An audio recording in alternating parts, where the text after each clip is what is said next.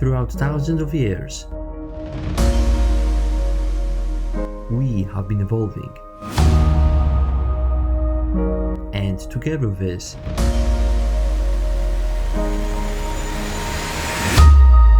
the brain.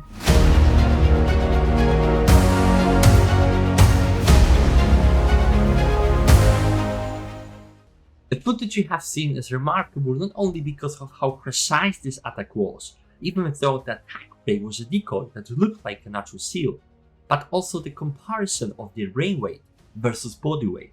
You would think that great white sharks have comparatively large brains considering their size, but this is clearly not the case in the great white sharks. The average body weight of the great white shark ranges from 520 kilograms for males up to 1100 kilograms for females, with a body length that ranges from 3.4 meters for males up to 5 meters for females. And yes, females are significantly larger than males. Still, the answer is that their brains are very tiny, with the average weight of 50 grams. Can you imagine? 50 grams. But don't be fooled by the small size of their brains, because the small size doesn't mean that these perfect predators are mindless. On the contrary, almost 13% of the total size of their brains, it's nearly 6.5 grams out of 50 grams, is responsible for vision, and the rest of the brain is dedicated to a constellation of different functions. And this is why I fell in love with the brain, because of its diversity. In each species, the brain is unique. For example, right now when I'm talking to you, or when you're watching this video, my brain and your brain processes thousands of different functions subconsciously. You can't alter them, you can't speed them up, you can't slow them down. You just have no access to them at all. How amazing it is. So that's why I love it. But let's just shift our focus on the human brain and let's find out where has it all begun. My name is Marcin, I'm a neuroscientist and welcome to my channel.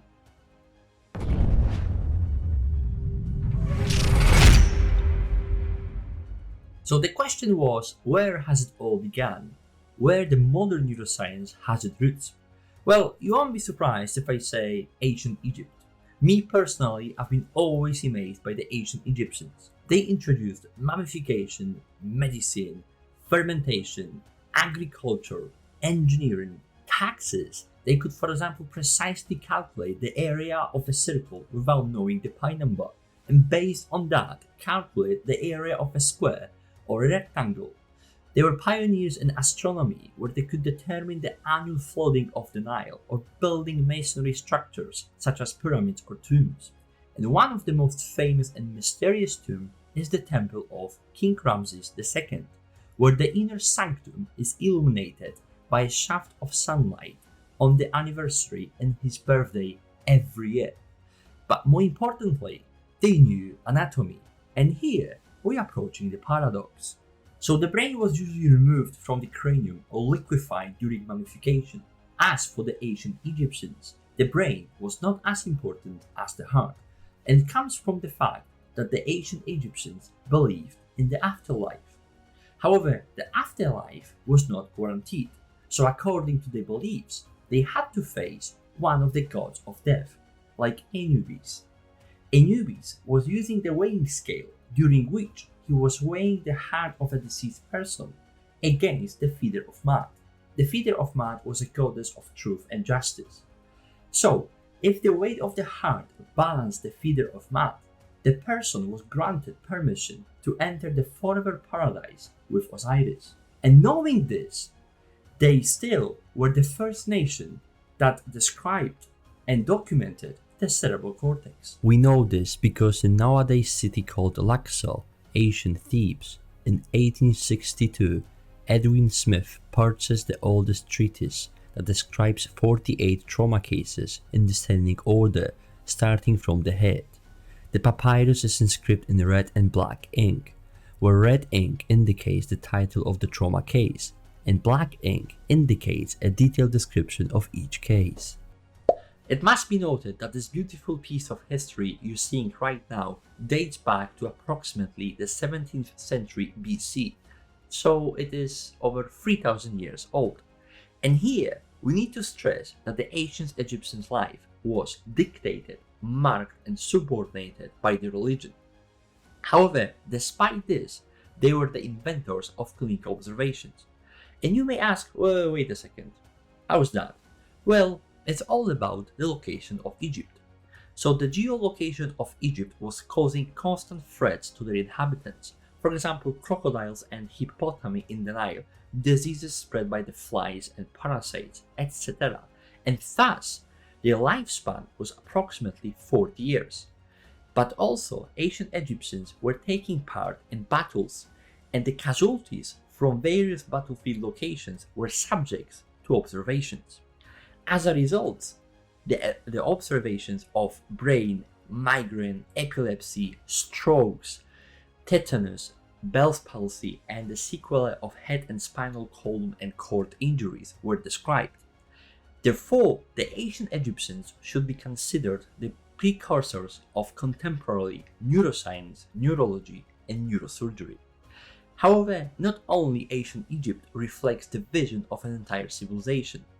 Other civilizations also contributed to expanding our understanding of the nervous system that we know right now. After thousands of years of omitting the importance of the brain, the ancient Greeks were the first nation that began treating the brain as the central place of our consciousness and physical functioning. Between 500 and 450 BC, Alcmaeon of Croton wrote his book or treatise highlighting that the brain is the seat of understanding. Moreover, according to different sources, he is believed to be the first person who understood and discovered that all sensory organs, such as the eyes, ears, tongue, nose, and skin, must be connected to the brain by some channels. But more importantly, he completely changed the beliefs of the time, influenced other well-known Greek philosophers and physicians, such as Aristotle, Plato, and Philolaos, and challenged the soul's immortality. About 50 years later, Hippocrates, of course, went even further and challenged the belief of the time of the origin of epilepsy. Back then, it was called the sacred disease. Until the publication of his work called On the Sacred Disease, people widely believed that vengeful gods cause epilepsy. However, the most significant milestone in his work is the detailed description of the brain and vascular system. He pointed out that the brain is double and that the thin membrane divides it through the middle, which is why pain can be felt in different parts of the brain. But let's see if he was right. So Hippocrates pointed out that the brain is double, and if you take a look at this beautiful model of our brain, you will see that the brain is divided into hemispheres, the left hemisphere and the right hemisphere. He was also talking about the thin membrane, and he was referring to the dura mater. The dura mater is composed of two layers, the periosteal endosteal layer and the meningeal layer. The periosteal endosteal layer is just a layer of periosteum that literally covers the inner surface of the skull. And the meningeal layer is composed of four dural folds: the folds cerebri, the folds cerebelli, the tentorium cerebelli, and diaphragma celli. Probably he was referring to either the folds cerebri that goes through the midline between two hemispheres, and the middle line you're seeing is called longitudinal cerebral fissure. But surprisingly, he was right. But why surprisingly? Well, because comparing the surgical papyrus purchased by Edwin Smith with Alcmaeon's contribution to the discovery that all sensory organs must be connected to the brain, it can be seen that there was a significant improvement in understanding the brain's role. However, Hippocrates, who never performed a dissection, attributed epilepsy to phlegm, which was later disproven. This attribution was due to his adherence to the concept of four humors: blood, phlegm, yellow bile, and black bile. Despite this flawed assumption, it went unchallenged for the following 6 centuries. In the 2nd century Anno Domini, Claudius Galenus, a Greek physician with Roman citizenship, totally upended our understanding of the nervous system and became one of the legendary figures in the medical world. It needs to be noted that Claudius Galenus still related health to the four humors because he totally admired Hippocrates, whom he thought to be nearly divine. However, he also held the view that the body is governed by the brain, heart, and liver. But you may ask, what did he do that he is considered one of the legendary figures in the medical world? Well, Galen introduced the concept of the central nervous system by proposing that the spinal cord was an extension of the brain. He traced the nerves responsible for the motion of particular muscles and described the sensory and motor functions of both cranial and spinal nerves. So, another question arises. What is the difference between the sensory and motor neurons? Well, as you may imagine, I'm asking so it must be significant. And it is significant because many specialized receptors relay peripheral sensations, such as mechanoreceptors that mediate touch, pressure, vibration, and cutaneous tension, proprioceptors that measure the muscle activity and joint position, nociceptors that mediate pain, the cutaneous sensation that mediate tactile, painful, thermal, and puritic, and probably also the fifth modality, that is the positive properties of touch. And the last thing, the visceral sensations that mediate the status of almost all internal organs. But you may say that all of this somatosensory information must be processed somewhere. And obviously you're right, because the answer lies in the brain region known as the thalamus, that primarily comprises of grey matter structure of the diencephalon and some white matter. Thalamus is composed of 60 nuclei, and each nucleus has a unique role in extending from transmitting sensory and motor impulses to control of awareness and vigilance. There are 6 major functional thalamus components that comprise different thalamic nuclei. Intralaminar nuclei, responsible for attention, motivation, and pain management. Associative nuclei, relating to cognitive processes and working memory. Reticular nucleus, responsible for alertness, rhythmicity, and plays role in epileptogenesis. Effector nuclei, overseeing motor, complex behavior, and speech abilities. Sensory nuclei, controlling all sensory modalities except olfactory. And limbic nuclei, comprising of emotional state, learning, memory, drive, and motivation. So that was the thalamus in the brain model, but let's take a look how it looks like in the actual brain. So this is the MRI scan of my brain, and the thalamus is the largest of all diencephalic components. Do you know what is it? It's exactly over here. So for years, the thalamus has been viewed as a place that relays information from different parts of subcortical areas to the cerebral cortex. And it is accurate information, obviously. However, without appreciating its other functions, the thalamus was way underrated. For example, a plethora of clinical and experimental evidence proves that the thalamus is highly involved in conveying and modulating information that are crucial for cognitive function. I think I will make a separate video about the thalamus because it's so amazing and interesting. Anyway, so this is the place where all the somatosensory information are processed. But what about the motor neurons? Well, they are just opposite what the somatosensory neurons do. So the motor neurons carry information, carry signals from the central nervous system to the muscles, skin, glands, and they are responsible for voluntary and involuntary movements. It's another brilliant stuff, I just love it. Going back to Galen, he also discovered that the damage to the left side of the brain or left hemisphere might affect the right side of the body, or that the damage to the right side of the brain or right hemisphere might affect the left side of the body. But more importantly, his work revolutionized the field of cardiology and neuroscience, but it also gained him widespread recognition and admiration. So much so that he caught the attention of the all-powerful Roman emperor Marcus Aurelius, who is considered one of the most remarkable men of his time. Unfortunately, Marcus Aurelius died at the age of 58, ending the Pax Romana Golden Age, as his successor and the son, Commodus, had taken the throne. And I think it's fair to say that the reign of Commodus and the political climate of his time could have had a negative impact on the progress of science. During his rule, there was political instability, corruption, and a lack of support for intellectual pursuits.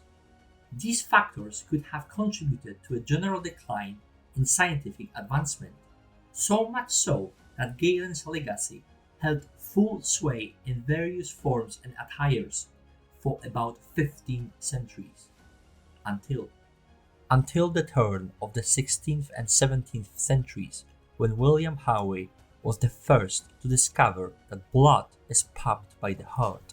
Most physicians of his time believed that the blood was moved around throughout the body by the lungs and was being sucked up by the body tissues. However, he was able to prove them wrong. But how did he do that? Well, by examining the concept of the heart in living organisms, he was able to observe that systole represents the heart's active phase, where muscular contractions expel blood from the heart. And he was right. But how does it look like? So, William Harvey showed that valves in the veins allow blood to flow towards the heart exclusively, and provided evidence that the blood circulates throughout the body and eventually returns to the heart. And his assumption was correct. Because if we look at the structure of the veins, we'll see that they have valves which open and close in response to the blood flow, preventing blood from flowing back downwards. So, the oxygenated blood, rich in carbon dioxide and waste products, returns to the heart through the veins. Blood from the above diaphragm drains into the superior vena cava. On the contrary, blood from below diaphragm drains into inferior vena cava to the right atrium. The tricuspid valve opens, allowing blood from the right atrium to enter the right ventricle. When the right ventricle is full enough, it squeezes, which closes the tricuspid valve and opens the pulmonary valve. It allows the blood to flow through the pulmonary artery to the lungs to be supplied with oxygen. Then, once the blood is full of oxygen, it travels back from the lungs and enters the left atrium through the left pulmonary veins. Once the left atrium is full, the mitral valve or bicuspid valve opens and the blood can enter the left ventricle. When the left ventricle is full enough, it squeezes and it causes the mitral valve to close, and the aortic valve opens. The heart expels blood through the aortic valve to the aorta, where it flows through the innominate artery or brachiocephalic artery that supplies the right arm and the right side of the head and neck, including the brain, in oxygenated blood. Left common carotid artery that supplies the left side of the head and neck. Left subclavian artery that supplies the left arm. The blood also travels through the descending aorta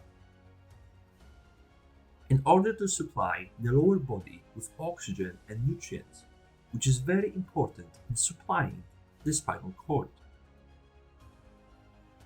Moreover, Harvey also realized that the amount of blood released by the heart in any given time frame was way too much for tissues to absorb.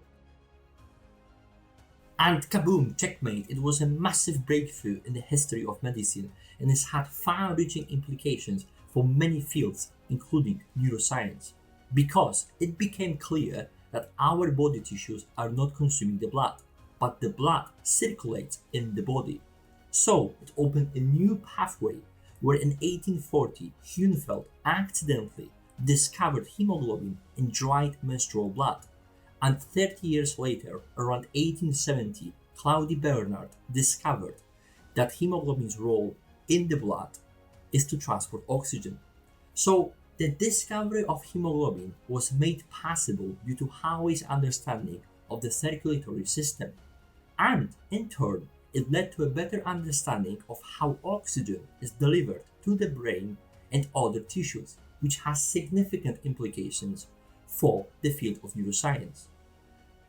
So, in conclusion, we must remember that the interconnectedness of various scientific fields can crucially impact others. But what about other discovery that directly had an impact on neuroscience? Well, for such thing, we had to wait another 250 years until Santiago Ramon y Cajal, who had been using Golgi staining, discovered something that changed neuroscience completely. He had been sketching all his observations, presenting neurons as distinct, independent cells. He was the first to understand that the nervous system is not a cluster of continuous fibers, as most physicians believed at his time, but neurons are individual cells that are connected with each other. But believe or not, when Santiago had sent his drawings to other anatomists, guess what happened? Just take a guess. Nobody replied to it. Ironically, he was awarded a shared Nobel Prize with his co-laureate, Camillo Golgi, whose staining methods of tissues, as I mentioned earlier, Santiago had used. That's why Santiago was able to see neurons as individual, distinct cells. However, Golgi at that time did not support the neuron theory to such a degree that he attacked Cajal during the Nobel Prize speech ceremony. Cajal knew how to behave, but he described Golgi's inappropriate behavior by saying a typical case of the crippling influence of theoretical prejudice. And I think that his words say a lot. Because, look, if we were all open-minded, open to new theories, if we could cooperate with each other, if we could do more together, this world would be much better. So, let us learn from Cajal's example and embrace open-mindedness and cooperation in scientific research. So, let's take a closer look at the neuron and appreciate the beauty of Cajal's discovery. Well, I think that everybody has heard about the neuron at some point in their lives. But whether we have heard about it or not, we're all here to delve even deeper and see what all about these neurons is. Believe or not, but the brain comprises about 85 up to 100 or even more billion neurons. However, do not stick to the number, because this is only an average, and the number of neurons can vary significantly between individuals.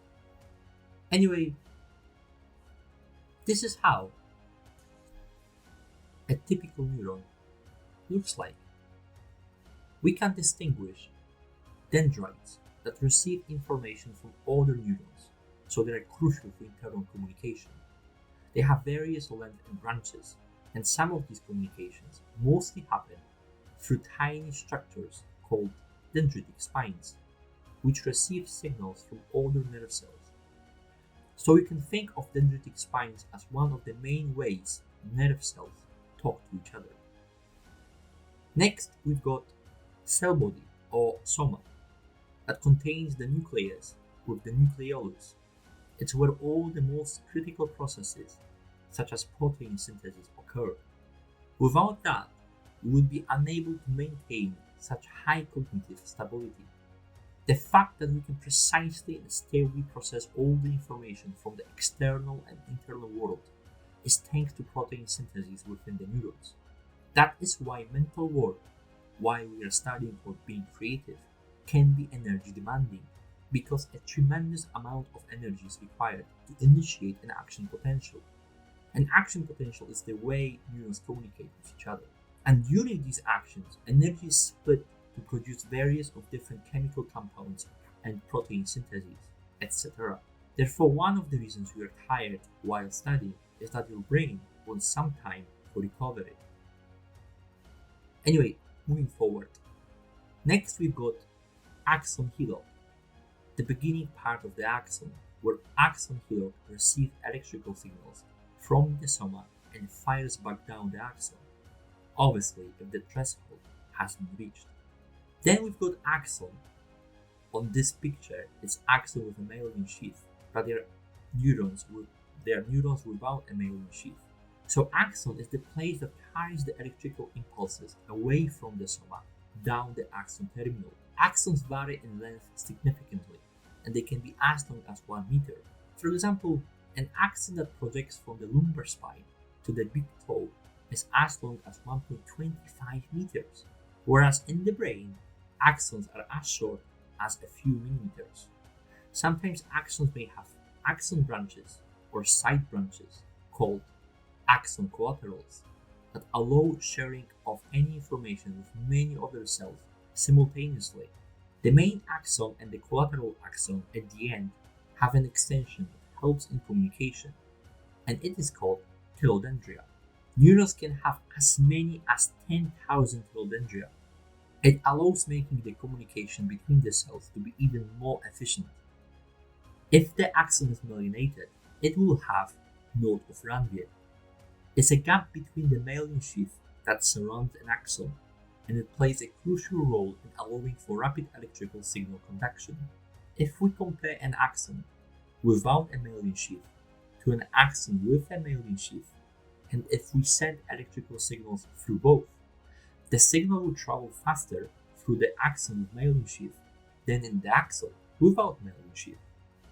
Then we've got axon terminals that are the end part of the axon, where electrical information can be converted into chemical signals using neurotransmitters stored in vesicles at the end of the axon terminals. So, knowing this, we can categorize neurons based on their structure and function. Based on their structure, we can distinguish 4 neuron types: anaxonic neurons, multipolar neurons, unipolar or pseudo-unipolar neurons, and bipolar neurons based on their functionality. We can distinguish 3 neuron types: motor neurons, sensory neurons, and interneurons. For example, anaxonic neurons, compared to their counterparts, are relatively small with no visible axons. They are primarily found in the olfactory bulbs. However, their exact function is still under investigation, as it's not fully understood.